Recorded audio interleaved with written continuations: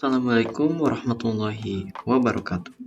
Halo teman-teman semuanya, kembali lagi yaitu dengan saya Revan Maulana. Jadi sekarang kita akan lanjut untuk membahas materi yang berbeda ya. Karena jika pada video sebelumnya saya membahas yaitu tentang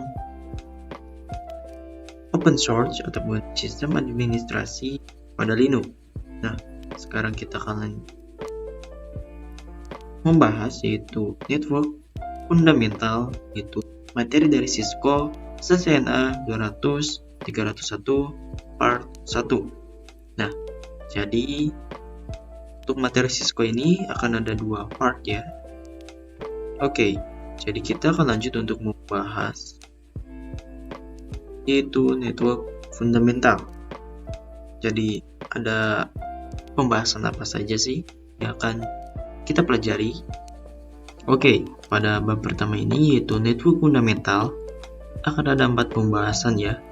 Yang pertama, seperti biasa kita akan berkenalan terlebih dahulu ya dengan jaringan komputer. Jadi, apa itu jaringan komputer dan bagaimana cara pengaplikasiannya dan juga syarat untuk bisa menjadi sebuah jaringan komputer itu bagaimana? Kita akan lanjut untuk bahas. Nah, seperti inilah ya gambaran sederhana ataupun sebuah gambaran dari jaringan perangkat yaitu komputer. Nah, jika teman-teman belum mengetahui apa itu jaringan komputer, jadi jaringan komputer adalah suatu sistem komputasi ataupun perangkat jaringan yang berfungsi sebagai media untuk bertukar informasi ataupun sebuah data dalam suatu lingkup itu jaringan. Nah, seperti itulah ya untuk pengertian dari jaringan komputer. Oke, jadi di sini bisa disebut sebagai jaringan komputer itu syaratnya harus bisa saling terhubung ataupun harus memiliki 2 perangkat komputer. Nah, jadi seperti contoh di sini terdapat PC pertama dan di sebelah bawah ini adalah PC yang kedua. Nah, nanti seperti contoh si PC pertama ini akan terhubung ke PC yang kedua. Nah, oleh karena itu ketika si PC 1 dan juga PC 2 ini terhubung, maka dapat dipastikan mereka bisa saling untuk bertukar informasi ataupun sebuah data, ataupun jika ingin bertransaksi file ya. Nah, jadi dapat dikatakan sebuah jaringan itu ketika 2 perangkat saling terhubung. Nah, jadi syaratnya seperti itu, dan jika hanya satu ataupun personal komputer saja, tidak terdapat perangkat apapun lagi, maka hal tersebut itu bisa dikatakan sebagai personal komputer.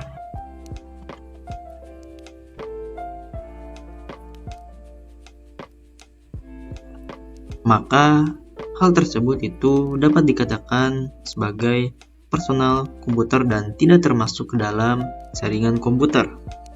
Oke.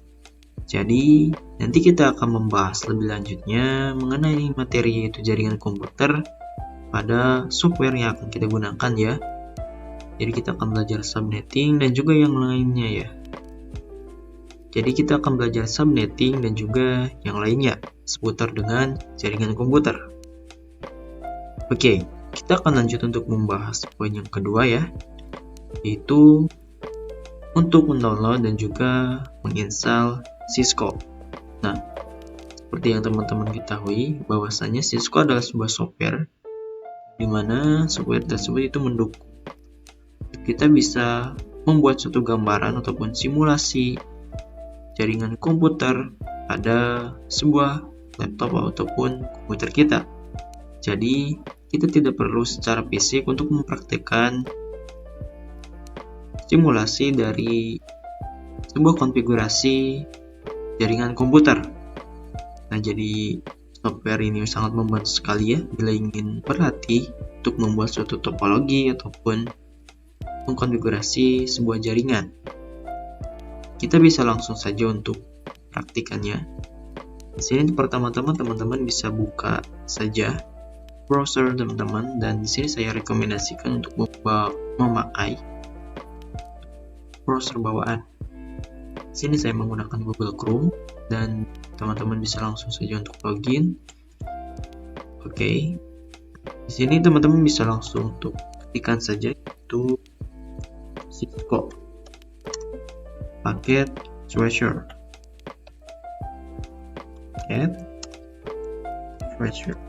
Oke, seperti ini kita bisa enter akan itu download Cisco paket Treasure. Oke, jadi jika sudah terdapat tampilan pada mesin telusur Google seperti ini, yaitu download Cisco paket Treasure, dan di sini teman-teman bisa langsung scroll ke bawah dan teman-teman pilih yaitu Computer Networking Notes, merupakan situs resmi Networking Notes yang menyediakan software yaitu Cisco versi terbaru dan juga versi sebelumnya atau versi old ya. Kita bisa klik, kita tunggu saja proses masuknya, dan sini kita sudah masuk ya. Kita bisa scroll ke bawah. Nah, sini terdapat beberapa versi dari Cisco sendiri ya. Itu versi paket yang terbaru yaitu 8.2.2 yang merupakan versi terbaru, dan juga terdapat versi sebelumnya. Oke, ini sangat banyak sekali ya, karena kita akan menggunakan versi yang stabil, yaitu versi updatean dari Cisco-nya agar tidak terjadi kesalahan ataupun bug ketika saat kita konfigurasi ya. Jadi kita bisa langsung saja untuk pilih salah satu tautan unduhan dari Cisco paket Treasure-nya. Sini saya menggunakan OS Windows edisi yang 64 bit ya. Namun jika teman-teman menggunakan OS Linux atau OS macOS, teman-teman bisa memilih saja dari tautan yang sudah disediakan ya. Di sini juga terdapat untuk laptop yang edisinya 32 bit. Teman-teman bisa langsung klik. Namun saya akan mengunduhnya yaitu versi 64 bit yang Windows karena sangat stabil atau support sekali ya. Teman bisa klik saja tautan unduhannya yang pertama ini dan tunggu ya. Oke, ini terlihat akan terdownload secara otomatis. Jadi saya tidak akan mendownloadnya kembali karena saya sudah mengunduhnya pada sebelumnya. Oke, teman jika sudah, teman-teman tinggal tunggu saja ya proses dari downloadnya, dan jika sudah teman-teman bisa langsung install. Oke, jadi seperti itu ya untuk mengunduh juga menginstal dari Cisco paket Treasure-nya. Kita lanjut untuk proses instalasi dari Cisco-nya. Oke, jika teman-teman sudah mendownloadnya, teman-teman tinggal masuk saja ke itu file manager, dan teman-teman bisa langsung saja cari dari alokasi file Cisco paket Treasure-nya. Saya menempatkannya pada project ya, namun teman-teman mungkin di download ataupun pada folder yang teman-teman alokasikan di browser teman-teman. Nah, jika sudah mendownloadnya, teman-teman bisa pilih saja Cisco paket Treasure-nya. Di sini bentuk paketannya akan seperti ini. Teman-teman tinggal double klik kirinya. Kita tunggu proses dari penginstalannya. Oke.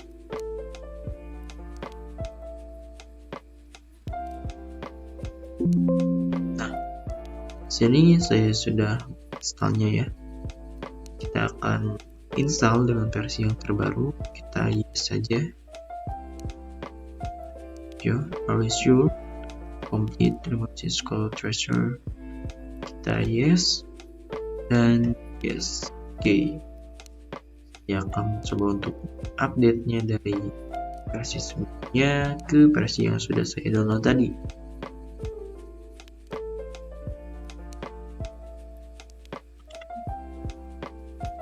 Nah, oke, jadi seperti inilah ya tampilan ketika kita ingin menginstal dari Cisco Packet Tracer-nya. Teman-teman tinggal accept saja, setujui syarat dan ketentuan dari lisensi Cisco-nya. Kita next. Dan di sini teman-teman perlu untuk mengalokasikan dari penyimpanan filenya ya. Namun saya sarankan di sini untuk default saja karena berada pada program files itu pada disk check. Kita next. Dan di sini select different folder. Teman-teman tinggal browse saja. Namun saya tidak akan browse karena di sini saya akan default saja. Kita next saja dan di sini select additional. Kita akan buat shortcut pada desktopnya agar ketika dalam kondisi yaitu di luar file manager kita bisa untuk merunningnya langsung tanpa harus untuk mencarinya ya, karena sudah tertera pada desktop. Jadi kita next, kita centang yang atas tadi dan di sini kita langsung install dan tunggu ya proses instalasinya ataupun ekstraksi dari filenya. Oke, jadi seperti inilah ya jika sudah, dan kita bisa langsung saja untuk centang agar kita bisa untuk langsung running launch dari Cisco Packet Tracer-nya. Kita finish. Oke, kita tuh. Nah, ini tinggal yes. Kita akan coba search. Oke, seperti inilah ya tampilan dari pertama kali ketika membuat ataupun ketika masuk pada Cisco Packet Tracer. Nah, ini saya sudah masuk. Seperti biasa tampilannya akan kecil pun default. Sini teman-teman untuk login, namun saya tidak akan login terlebih dahulu ya. Oke, mungkin kita perlu untuk login agar kita bisa mendapatkan akses ke Cisco-nya.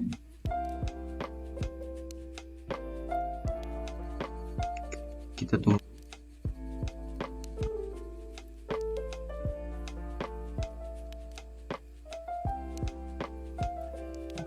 Oke, jadi seperti inilah ya. Teman-teman bisa langsung login saja, namun saya akan skip.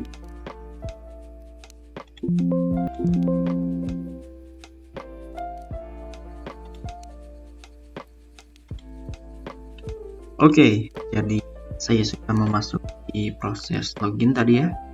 Dan di sini saya sudah login. Seperti yang teman-teman lihat bahwasanya ketika kita sudah login, maka sudah dipastikan kita mendapat izin untuk mengakses Cisco-nya. Oke, sini pertama-tama kita akan mengedit layout terlebih dahulu tampilan Cisco Packet Tracer-nya. Di sini sangat kecil ya, jadi kurang untuk penglihatannya. Kita bisa ke edit, ke view ya, ke option, oke, ke preference, dan di sini teman-teman ke font. Nah, pada bagian yaitu size, teman-teman buat saja yang tadinya yaitu 80 poin jadi 13. Oke, seperti ini. Kita apply. Oke, kita tunggu. Nah, maka seperti ini ya tampilannya sudah berubah. Namun jika teman-teman ingin mengecilkannya lagi, teman-teman tinggal geser ke kiri saja. Namun jika ingin membesarkan lebih besar dari saya sekarang, teman-teman bisa geser saja ke kanan mentok sampai 20 ya, karena di sini default saja 13 karena sudah cukup. Oke. Nah, seperti inilah ya tampilan jika kita mengubah dari layout yaitu bagian respon pada Cisco Packet Tracer.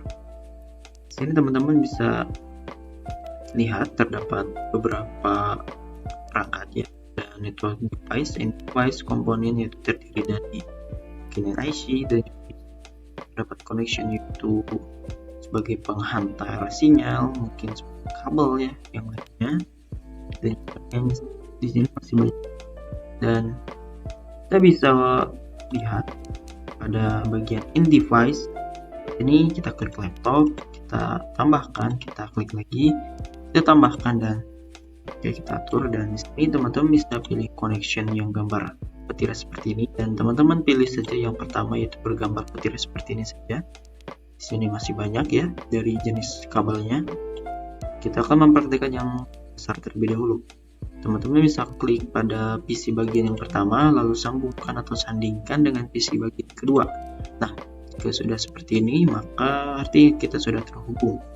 Ini merupakan konsep dari jaringan dasar ya, ataupun jaringan sederhana pada jaringan komputer. Nah, di sini juga terdapat yaitu konfigurasi yang sudah kita ataupun yang kita bisa lakukan. Oke, jadi seperti itulah ya untuk pembahasan pada video kali ini. Kita akan lanjut untuk membahas yaitu IP address. Oke, semuanya kita akan lanjut ya bahas yaitu fundamental, Cisco, CCNA, TUS 301. Dan sekarang kita sudah berada pada pembahasan yang terakhir, yaitu kita akan berkenalan dengan IP address. Oke, kita lanjut. Nah, jadi apa yang dimaksud dengan IP address? IP address merupakan alamat device pada sebuah perangkat jaringan ataupun pada sebuah jaringan ya. Oke, di sini saya akan coba untuk gambarkan ya untuk contoh detailnya. Di sini terdapat hub, juga beberapa PC ya, ada 6 PC. Nah, seperti yang teman-teman ketahui bahwa IP address merupakan suatu identitas yang dimana identitas tersebut merupakan suatu alamat yang bertujuan agar si pengirim dapat mengetahui alamat dari sebuah identitas jaringan itu apa dan bisa langsung untuk mengirimnya. Nah, sebagai contoh di sini terdapat beberapa PC ya. Seperti contoh di sini PC pertama ini dan sebuah data. Saya akan coba untuk minimize.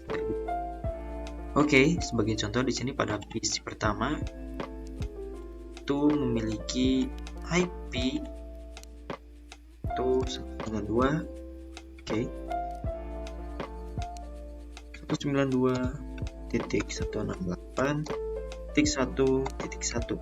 Ini merupakan IP dari PC yang pertama. Oke, dan kita akan coba duplikasi. Dan PC kelima ini memiliki IP ataupun sebuah alamat itu dengan akhiran 192.168.1.2. Nah, jadi syarat untuk bisa terhubung itu setiap perangkat jaringan itu harus memiliki ataupun harus memiliki IP yang berbeda. Jadi PC pertama memiliki IP 1.1, PC kedua memiliki IP yaitu 1.2, dan seterusnya saja. Jadi jangan ada yang memiliki awalan ataupun sebuah akhiran seperti ini ya, yang sama. Misalkan PC5 memiliki IP 192.168.1.2 dan juga PC6 memiliki IP yang sama, maka dapat dipastikan bahwa PC5 dan juga PC6 ini tidak bisa terhubung karena memiliki IP yang sama. Oke, kita lanjut ke konsep IP address. PC pertama yaitu memiliki dengan akhiran .1 dan PC5 memiliki IP dengan akhiran .2. Nah, nanti sebagai gambaran di sini PC pertama ini ketika ingin mengirimkan sebuah data, syaratnya harus terhubung ke hub, dan PC5 juga harus terhubung ke hub. Nah, jika sudah terhubung pada hub, si PC pertama ini kita contohkan ingin mengirimkan sebuah informasi ataupun sebuah data yang bersifat pribadi. Nah, nanti si pertama ini akan mengirimkan sebuah data tersebut itu melalui hub terlebih dahulu. Nah, nanti dari hub ini akan diproses untuk mencari alamat tertuju yang ingin dikirimkan PC1 ke alamat PC5 atau IP yang dituju. Nah, dari PC5 merupakan IP yang dituju ya. Nah, setelah PC1 mengirimkan sebuah data dan diproses pada hub, maka pada hub itu akan disebar secara acak, akan sebar pada PC6, PC4, PC3, dan juga PC2. Oke, maaf ini salah. PC4, oke, seperti ini. Nah, nanti sebuah data tersebut akan dikirimkan ke beberapa perangkat jaringan untuk memastikan bahwa sebuah IP yang ingin dituju apakah benar terdapat pada PC4 atau benar terdapat pada PC3, PC2, atau PC6. Jika sudah ditemukan IP yang tertuju untuk pada PC5, sudah dipastikan bahwasanya informasi tadi itu sudah terkirim ke PC5 dari PC1. Oke, jadi seperti itu ya untuk konsep dari IP address.